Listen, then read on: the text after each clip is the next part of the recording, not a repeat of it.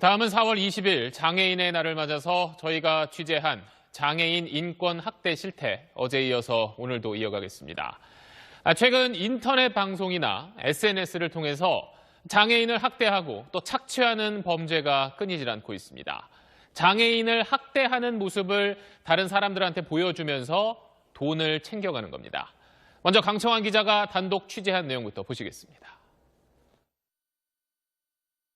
지금도 웃겨요. 얼굴에 랩을 감은 성인 남자 3명. 가위바위보. 하죠. 이거. 왼쪽 남자가 가위바위보에 진 오른쪽 남자의 얼굴에 랩을 더 감습니다. 왼쪽 남자는 개인 인터넷 방송 진행자 백모 씨. 오른쪽 둘은 지적장애인 A씨 형제입니다. 백 씨가 형제를 출연시켜 인터넷 방송을 진행하는 겁니다. A씨를 바닥에 엎드리게 한 뒤 말에 타듯 올라타기도 하고 춤을 추다가 팔을 들어 툭툭 치고 몰래 카메라를 찍는다며 비닐을 덮어 씌운 채 길가에 앉아있게도 했습니다. 가해자 백 씨는 이런 영상으로 수익을 챙겨왔는데 A씨 형제에겐 별다른 대가를 주지 않았고 출연을 강요했다고 형제는 털어놨습니다. 그냥 지도한 거죠. 너무 무섭고 하니까 내가 그냥 그렇게 한 거죠. 출연을 거부하거나 말을 안 들으면 폭력을 행사했다고 전했습니다. 벽도는 여기 번개뼈 떼두고 내가 벌레도 아닌데 나한테 그 홍게밥 뿌리고. 학대는 이뿐만이 아니었습니다. 경찰 조사 결과 백 씨는 형제가 일용직 노동으로 받은 급여를 가로채거나 형제와 장애가 있는 그들의 아버지 명의로 휴대전화를 개통한 뒤 팔아치워 1,700여만 원을 챙기기도 했습니다. 형제를 아침마다 자신의 집으로 불러 아이를 보게 하거나 심부름을 시키는 등의 학대도 1년 넘게 이어졌습니다. 아침 일찍 갔다가 저녁 한 8시쯤? 그때 집에 가죠. 늦게 오면 뭐라고 해요? 예. 왜 늦게 왔냐고 하고. 지난해 9월 학대 제보를 받고 조사에 나선 장애인 옹호기관이 경찰에 신고하면서 A씨 형제는 학대의 늪에서 벗어날 수 있었습니다. 내가 바라는 것은 내 눈에 아예 안 보이게. 경찰은 백 씨를 공동폭행과 준사기, 장애인 복지법 위반 등의 혐의로 구속하고 지난 8일 재판에 넘겼습니다. SBS 강청환입니다. 이뿐 아니라 일부 인터넷 방송에는 장애인을 상대로 성범죄를 저지르는 영상도 버젓이 올라오고 있습니다. 그런데 더 큰 문제는 이런 성범죄를 저지르다 붙잡혀서 재판에 넘겨져도 집행유예나 벌금에 그치는 경우가 많다는 겁니다. 그 이유를 강민우 기자가 취재했습니다. 지난 1월 한 인터넷 방송국 영상입니다. 보이지 말라고 또 뽀뽀해버리기 전에.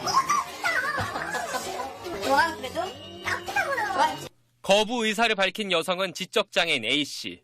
방송을 진행한 이들은 A씨의 옷을 벗게 하거나 몸을 만지기도 했습니다. 시청자가 방송 도중 돈처럼 주는 이른바 도네이션, 기부를 받았으니 시청자들의 요구에 따라야 한다고 A씨를 압박했던 겁니다. 이들은 강제추행 등의 혐의로 재판에 넘겨졌습니다. 그런데 이 사건을 조사한 기관에 따르면 지적장애인 A씨는 재판 과정에서 처벌을 원하지 않는다는 뜻을 내비쳤습니다. 가해자는 자신의 남자친구였고 다시 함께 방송하고 싶다는 겁니다. 장애로 인해서 따돌림을 당한다거나 이제 제대로 원만한 친구 관계를 맺지 못하는 경우가 많았더라고요. 함께 밥을 먹고 함께 방송하고 함께 생활하는 것에서 나한테 잘해주는 사람이다.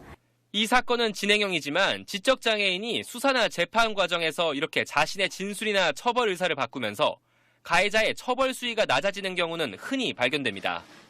지난 2017년 전남에서 13살 지적장애 여성을 모텔로 데려가 성폭행한 남성에게 내려진 처벌은 징역 1년 6개월. 피해자의 처벌 불원이 감형 참작 사유였습니다.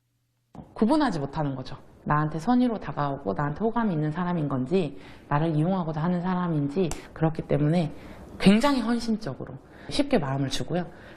보건복지부 산하 중앙장애인권익옹호기관이 장애인 학대 범죄 판결문 1,210건을 정밀 분석한 결과 성적 학대로 기소된 사건 가운데 집행유예나 벌금형에 그친 경우가 절반 가까이 됐습니다. 신체적, 정서적 학대, 경제적 착취의 경우엔 그 비율이 60%대로 더 뜁니다. 장애인 피해자의 자기 방어 능력이 상대적으로 약한 점을 가해자가 악용하기 때문에 처벌 강도가 낮아지고 있는 만큼 양형 기준 강화를 비롯한 제도적 보완이 필요하다는 지적입니다. SBS 강민우입니다. 네, 끊임없이 되풀이되는 이런 장애인 학대 문제 해결책은 없을지 오늘은 민주당 최혜영 의원과 이야기를 나눠보겠습니다.